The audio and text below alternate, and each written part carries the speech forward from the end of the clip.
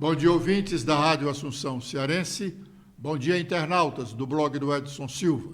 Estamos começando o nosso programa de hoje, dizendo que o vereador de Fortaleza, Márcio Martins, respirou aliviado ontem após a decisão dos integrantes do Tribunal Regional Eleitoral que acolheram o seu recurso contra a cassação do seu mandato por um dos juízes eleitorais de Fortaleza, sob a alegação de que ele, Márcio Martins, teria cometido abuso de poder econômico nas eleições de 2020. Segundo o entendimento do juiz, Márcio Martins distribuiu cestas básicas para duas entidades de filantropia na capital cearense: a Associação Pintando o Sete de Azul e a Associação dos Moradores e Amigos do Jardim América e adjacências, bem como distribuiu cestas cestas no bairro Jardim América por ocasião da pandemia.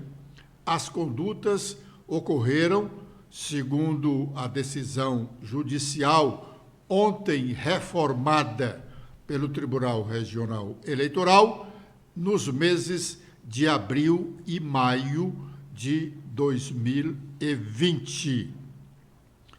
Não tiveram a mesma sorte de Márcio Martins alguns dos deputados estaduais, ou toda a bancada do PL.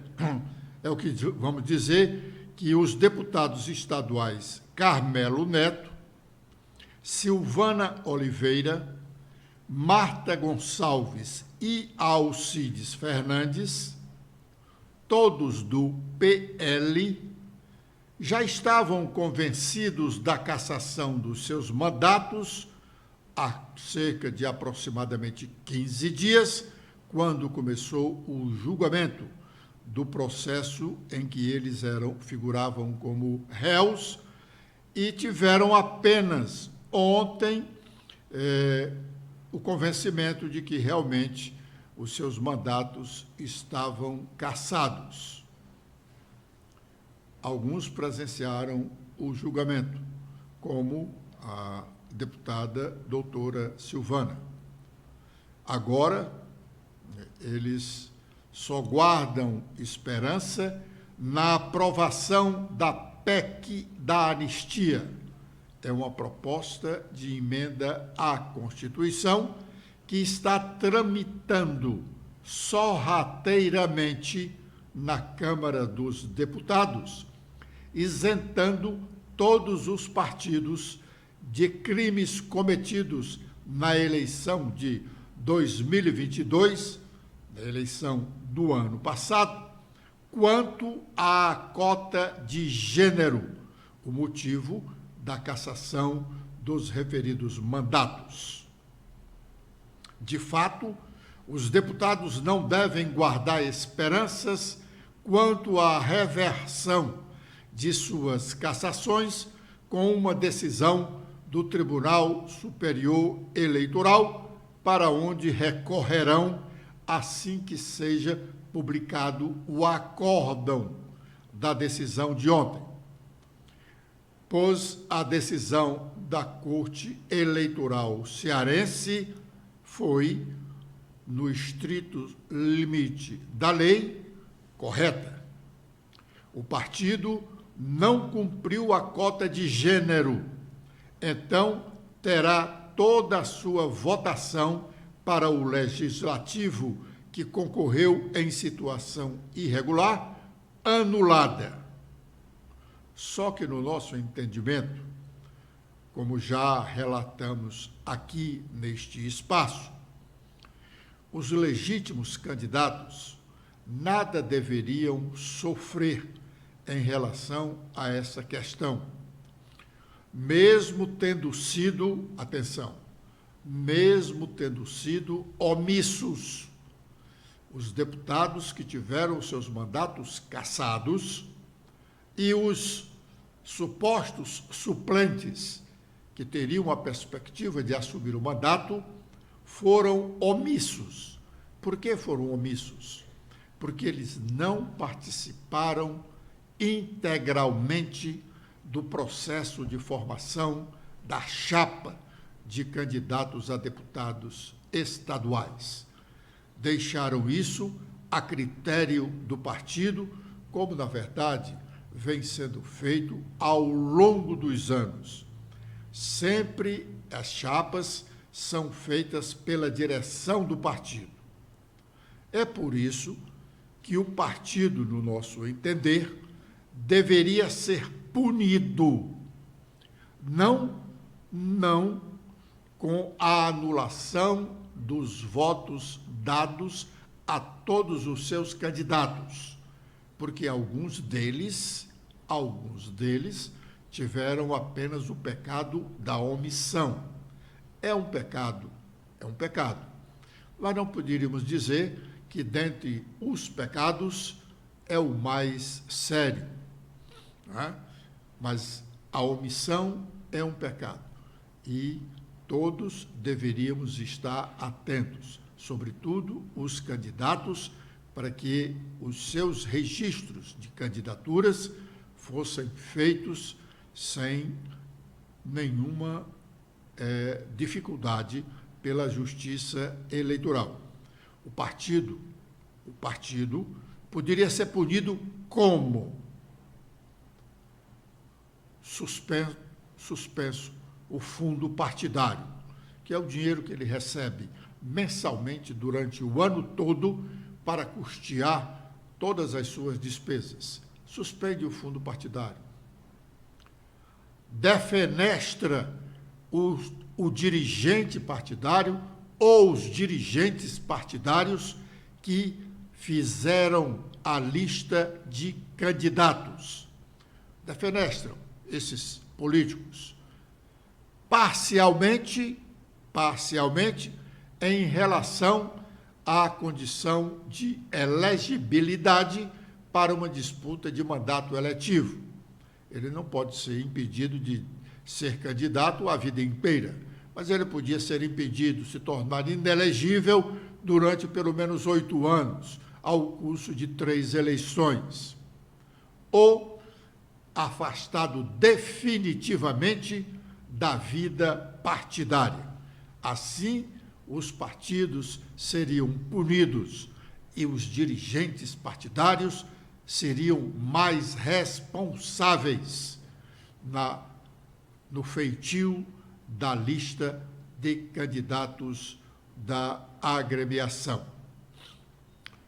Ontem, no início da noite, dos 4 deputados do PL, Partido Liberal, partido do ex-presidente Jair Bolsonaro, a deputada doutora Silvana, que, como já dissemos, assistiu presencialmente no plenário do TRE, a parte final do julgamento, que cassou o seu mandato e de outros 3 colegas, ela então postou um vídeo em suas redes sociais. Vamos ouvi-la. Ô pessoal, eu estou acabando de sair aqui do julgamento, o resultado foi apertado contra nós, mas de 4-3, isso deixa nosso coração mais aliviado. A fundamentação do presidente do tribunal foi muito boa, onde ele explanou candidata por candidata que nos acusava, tirando qualquer merecimento, qualquer mérito nessas acusações. Então a gente sai desse julgamento mais animado, entendendo que foi só a primeira batalha aí dessa grande guerra que vamos travar aí para que a gente não venha a perder esse importante mandato. Continuamos firmes, vão orando por nós, que a batalha, a guerra só está começando. Ana faz aí um desabafo, porque para uma boa parte dos cearenses, eleitores, o entendimento era de que eles, deputados, eram culpados, teriam feito alguma marmota para conseguir um mandato legislativo. E, na verdade, o que a decisão prolatada pelo Tribunal Regional Eleitoral, através dos seus representantes, a culpa foi do partido, que apresentou uma chapa e nela com candidaturas fictícias. Portanto, não foram eles, os deputados cassados, os responsáveis principais, mas nós insistimos em dizer que eles têm a culpa pela omissão. Todos os integrantes do partido devem participar da convenção que elabora a chapa de candidatos, tanto os candidatos a cargos majoritários quanto os candidatos a cargos proporcionais. Se eles tivessem participado presencialmente da convenção do partido, não há obrigação de participar, mas devem participar pelo interesse, primeiro, das suas próprias candidaturas e, segundo, da legalidade da chapa, questionando o nome de candidatas, de filiados ao partidos que não se conhece. Como essas pessoas serão candidatas se não há a mínima possibilidade de conseguir um número suficiente de votos? Aí poderia ter evitado esse transtorno que é realmente muito sério. Agora é o momento de sabermos quais as nossas manchetes. Letícia. Olá, Edson. Olá a todos que acompanham o nosso programa de hoje. Com as atualizações feitas no nosso blog, temos em principal manchete nesta quarta-feira que agressões a jornalistas marcam o encerramento da cúpula de presidentes sul-americanos. O tumulto foi maior no momento da passagem do presidente da Venezuela, Nicolás Maduro, quando os profissionais foram agredidos por agentes da equipe de segurança. Délis Ortiz, da TV Globo, foi uma das pessoas agredidas. Também temos em destaque que Augusto Aras propõe regras para as eleições de cargo de Procurador-Geral da Justiça. A proposta dele estabelece uma quarentena de, no mínimo, 180 dias para o candidato que estiver ocupando o cargo nos órgãos de administração superior do Ministério Público, a função de confiança ou posto de presidente ou vice da associação de classe. Também temos em destaque que a posse no Tribunal Superior Eleitoral dos novos ministros da classe jurista, Floriano de Azevedo Marques e André Ramos Tavares. Floriano de Azevedo, de 54 anos, tem uma carreira de 3 décadas na área acadêmica e na advocacia.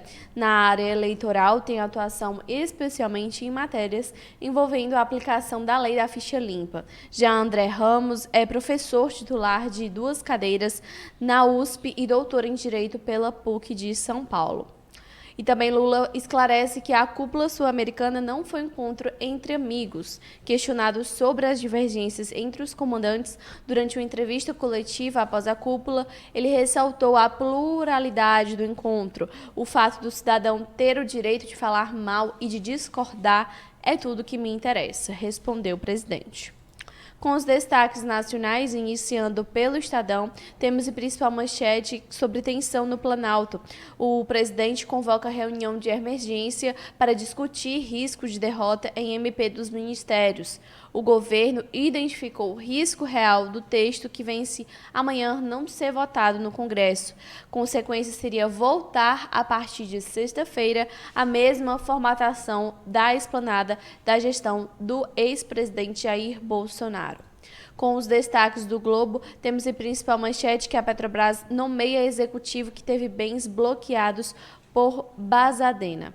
E também temos em principal manchete que o desemprego fica 8,5% em abril, a menor taxa desde 2015. Com as últimas da Folha de São Paulo, Temos em principal manchete sobre falas do presidente Lula para bolha, confundem centro e agradam a esquerda. E também temos em manchete sobre indústria que o carro popular, o incentivo para montadoras será breve e visa manter empregos, de acordo com o secretário Wallace Moreira Lima.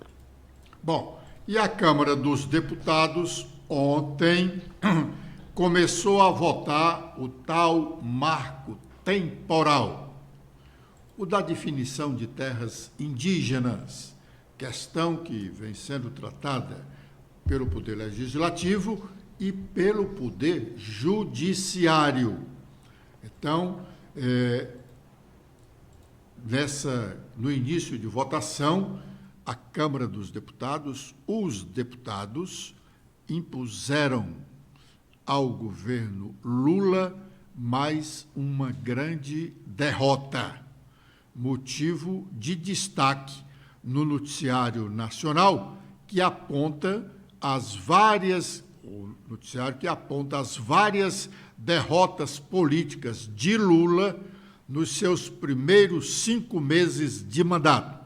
Uma das matérias sobre esse assunto está na capa do site do Estadão. Stephanie. Olá, Edson, olá, internautas do blog do Edson Silva. O Estadão destaca que a aprovação na Câmara da PL 490/2007, que define a data de promulgação da Constituição de 1988 para a demarcação de terras indígenas, soma-se a um cenário de derrotas sucessivas impostas ao presidente Luiz Inácio Lula da Silva no Congresso Nacional. A votação do chamado PL do Marco Temporal nesta última terça-feira teve a adesão de 283 deputados, 98 deles filiados a partidos com assentos na esplanada dos ministérios. Como mostrou o Estadão, nunca um governo enfrentou tantas comissões parlamentares de inquérito em tão pouco tempo de gestão. Em 5 meses foram abertas as CPIs do MST, do 8 de janeiro, das Americanas e das apostas de futebol. Deputados de oposição ainda se articulam pela CPI do abuso de autoridade, motivada na cassação do deputado Deltan Dallagnol, do Podemos, ex-procurador da Lava Jato. Uma das formas pelas quais o governo tem tentado lidar com a desarticulação no Congresso é formar uma base no judiciário e não no legislativo, como mostrou a coluna do Estadão. A própria indicação do advogado Cristiano Zanin, que defendeu o petista na Lava Jato para a vaga com a aposentadoria de Ricardo Lewandowski no Supremo, tem sido costurada buscando o aval de membros do Judiciário. Bom, voltando a falar no processo de cassação dos mandatos de 4 deputados estaduais, toda a bancada do Partido Liberal na Assembleia Legislativa, que foram os deputados Carmelo Neto, Silvano Oliveira, Marta Gonçalves e Alcides Fernandes, nós temos manifestações de encerramento da votação ditada pelo ex-presidente do Tribunal Regional Eleitoral, até ontem, ele foi presidente, o desembargador Inácio Cortez, e uma rápida observação do desembargador Raimundo Nonato Silva Santos, que foi o relator do processo. Mas antes de ouvi-los, nós pudemos registrar que está na tribuna da Assembleia agora, falando sobre sua cassação, a deputada doutora Silvana. Vamos ouvir os 2 desembargadores. Certeza acerca da efetiva intenção do partido de fraudar a cota de gente faz prevalecer o postulado em dúvida pro sufrágio, segundo o qual a expressão do voto popular merece ser prioriamente tutelado pela Justiça Eleitoral. TSE, RESP 0600 866 25 2020 62 484, São José, Santa Catarina, relator o ministro Mauro Campbell Marques, data do julgamento 12/5/2022, data da publicação TJE, Diário da Justiça Eletrônica, tomo 94. Por isso, em face do insuficiente acervo probatório, o indeferimento das ações apresentadas é medida que se impõe. Diante do exposto em consonância com A relatoria vota pela improcedência integral da AIME e das AIS apresentadas por ausência de conteúdo probatório, contundente e robusto, que justifica o entendimento de que o Partido Liberal do Ceará agiu em fraude à cota do gênero para o cargo de deputado estadual no pleito de 2022. É como voto, senhores. Eu queria só fazer uma colocação e nada mais. Parece-me que hoje a Assembleia Legislativa do Estado de Ceará, ela conta com a participação de 9 mulheres. E, a despeito de se defender essa cota de gênero, que, ao meu ver, como o senhor também chegou a essa conclusão, não foi robustamente comprovada, deram um tiro no pé. De 9 mulheres, tiraram, se tudo correr do jeito que está, vão tirar 2 mulheres e vão colocar 2 homens. E aí as mulheres vão perder na representatividade da Assembleia Legislativa 23%. Ao invés de 9 mulheres, ficaram 7. Eu não entendi, não. Bom, o desembargador Raimundo Nonato deveria ter entendido, porque a lei é clara e ele é uma das autoridades que tem a obrigação de interpretar bem a lei. Esse argumento de que a Assembleia perde ou ganha 2 mulheres é um argumento pueril. A lei é feita para mulheres e homens. Nós estamos vivendo numa sociedade em que defendemos a igualdade plena. A igualdade plena. Então, não se justifica o argumento de que não devemos caçar os deputados porque vamos tirar 2 mulheres da representação da Assembleia, uma representação que já é pequena, ínfima. Isso não é o argumento. O argumento deveria ser o de punir o partido. Por que o TRE não puniu o presidente do partido? A lei não permite, a lei só manda que se anule a votação para que os eleitos venham a perder os seus mandatos. Argumento pueril não deve ser explorado por autoridade do Judiciário. Vamos ouvir rapidamente a parte final do discurso da deputada doutora Silvana, agora no plenário da Assembleia. Nada me deu, e eu tirei mais de 32 mil votos. E o Jaziel, o partido, nada deu, e o PMDB na época. E ele tirou mais de 51 mil votos. Nós tivemos que chamar um contador, pedindo, por favor e pelo amor de Deus, que ele prestasse conta que o Jaziel não tinha gasto nada, porque não tinha recebido, mas tinha tirado 51 mil votos. Agora é para virar profissão? Se candidatar? Você não tem que mostrar que tem cacife eleitoral?